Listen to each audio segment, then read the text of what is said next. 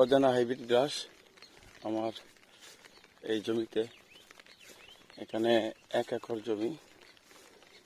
দেখেন এখানে গাছগুলা কত সুন্দরভাবে হয়েছিল। প্রথমবার কাটা হয়েছে এখান থেকে।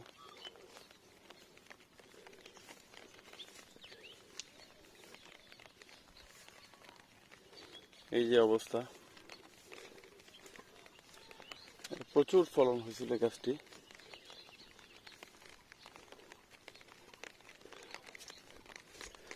এই গাছটি আসলে একদম ধান ক্ষেতে রোপণ করা হয়েছিল। দেখেন আশপাশে সবগুলোই ধান ক্ষেত।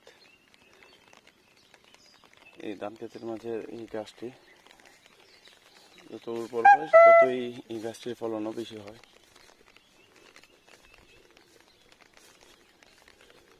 এবং দেখেন আমরা যে গাছটি কাটতেছি, এই গাছটি কিভাবে আমরা কাটলাম।